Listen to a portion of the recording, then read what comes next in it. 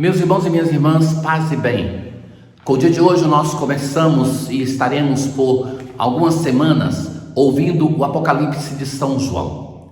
Este texto, do qual se tem tantas interpretações equivocadas, é escrita pelo apóstolo evangelista João, então faz parte daquela série de livros que foram escritos por este autor. Nós escutamos na semana passada uma parte da segunda carta, da terceira carta. Ele nos deixou o seu evangelho, deixou também, além das 3 cartas do evangelho, deixou o Apocalipse.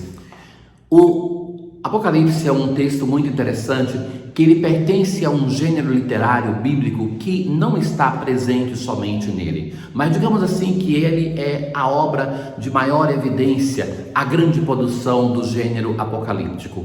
Nós temos esse gênero apocalíptico um pouco no profeta Ezequiel, temos sobretudo no profeta Daniel, mas nós temos diversos textos que não estão entre os livros canônicos da Bíblia cristã, da Bíblia católica, que são também pertencentes a esse gênero, como Enoque. Ora, este livro é escrito em torno do final do primeiro século. João é o único dos apóstolos que não morreu martirizado, mas morreu na velhice, e ele escreve o Apocalipse para sustentar as comunidades perseguidas. A estrutura do livro tem uma primeira parte, que são as cartas justamente que transmitem a palavra Apocalipse quer dizer revelação, e ele transmite aquela revelação que o Pai transmitiu ao Filho e o Filho transmitiu a ele, para que ele transmita às suas 7 comunidades. Esse é o tema da primeira parte do livro. A segunda parte do livro é um texto mais aberto, que não é somente mensagem para uma comunidade depois da outra, mas que é um texto que vai ter como grande centro a pessoa de Cristo.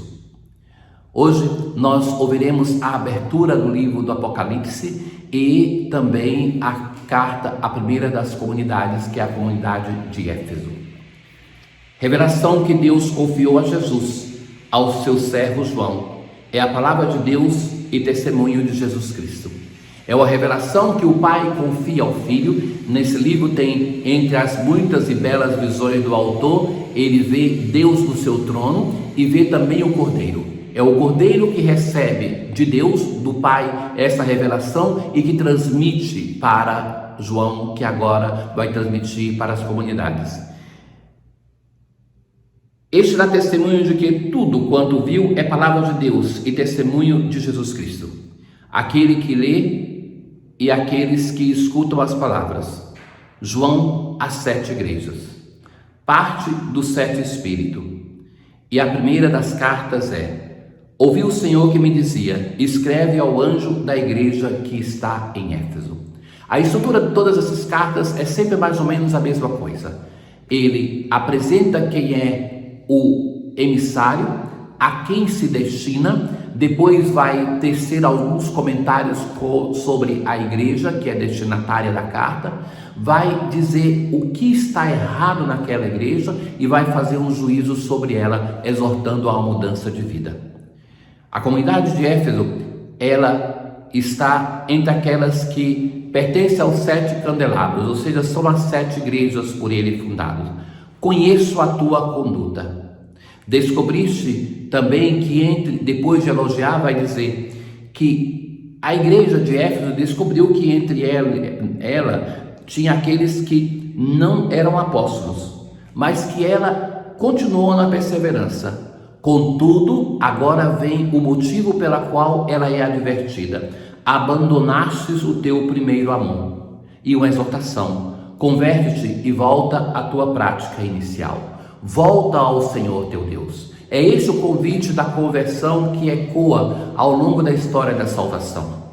Éfeso é condenada porque abandonou o seu primeiro amor e agora é chamada para voltar ao tempo inicial, ao tempo do encantamento. Se pelo contrário não te converteres, virei depressa e arrancarei o teu candelabro do teu lugar.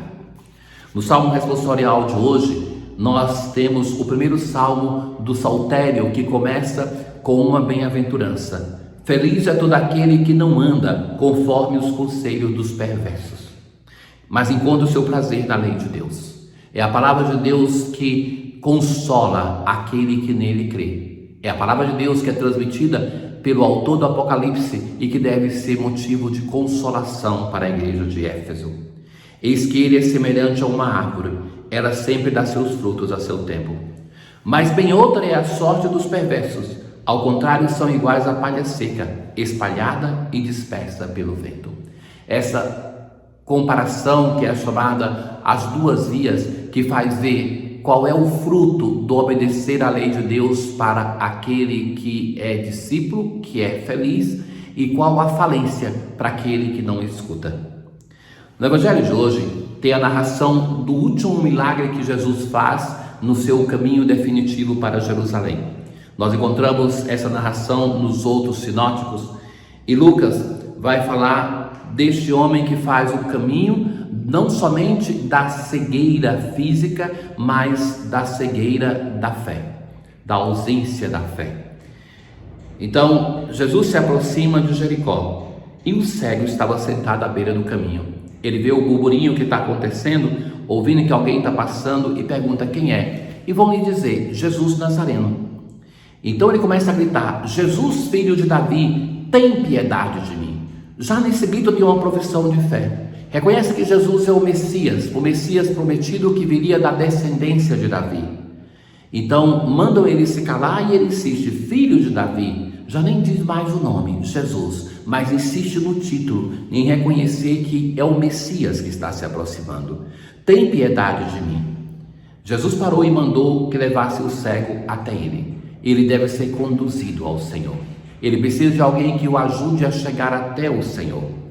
E Jesus vai perguntar, o que queres que eu faça por ti? O cego respondeu, Senhor, eu quero enxergar de novo. Ou seja, não estamos com um cego de nascença, mas alguém que perdeu a visão, porque ele vai dizer, quero enxergar de novo. Jesus disse, enxerga, pois de novo, a tua fé te salvou. Veja que Jesus muitas vezes faz isso no Evangelho. Ele afirma um milagre, mas baseado na experiência de fé daquela pessoa que está pedindo, ou de alguém que pede por alguém que está enfermo. Levanta, enxerga, a tua fé te salvou. E no mesmo instante o cego começou a ver de novo e seguia Jesus, glorificando a Deus. Veja que Jesus curou algumas pessoas que nem voltavam para agradecer. Esse cego começa a ver, seguia Jesus, se torna um discípulo, segue. O mestre vai à frente, o discípulo segue e ele começa a glorificar a Deus. Vendo isso, todo o povo deu louvores a Deus. Meus caros, como ele dizia, este é o último milagre de Jesus antes da sua paixão, morte e ressurreição. E nesse milagre nós vemos aquele homem que é curado da cegueira física, mas sobretudo ele é curado da sua cegueira espiritual. Naquele episódio da cura do cego de nascença que se encontra no quarto evangelho, Jesus vai chamar aos fariseus de cegos. E de algum modo também o cego, na sua ironia, vai dizer isso para eles. Então, nós somos cegos quando não somos capazes de enxergar as maravilhas que Deus faz constantemente na nossa vida. Nós somos cegos se não somos capazes de ver aquilo que é a presença, a obra de Deus na nossa história, na história dos nossos irmãos. Para vencer a cegueira, nós precisamos de alguém que nos leve até Jesus. Então, de fato, hoje no Evangelho, Jesus vai se apoiar naquelas pessoas que estão ali próximo do cego, para que ele seja levado até Jesus. E ali ele vai fazer a experiência não somente da cura física, mas da cura espiritual, porque ele vai se tornar discípulo e vai atrás do Senhor, não pedindo mais coisa, mas glorificando a Deus por aquilo que Deus fez na sua vida. Na antífona de hoje, meus pensamentos são de paz e não de aflição, diz o Senhor. Vós me invocareis e hei de escutar-vos e vos trarei do vosso cativeiro, de onde estiverdes. Tenham todos um bom dia, O Senhor esteja convosco, Ele está no meio de nós. Abençoe-vos o Deus Todo-Poderoso, o Pai, o Filho e o Espírito Santo. Paz.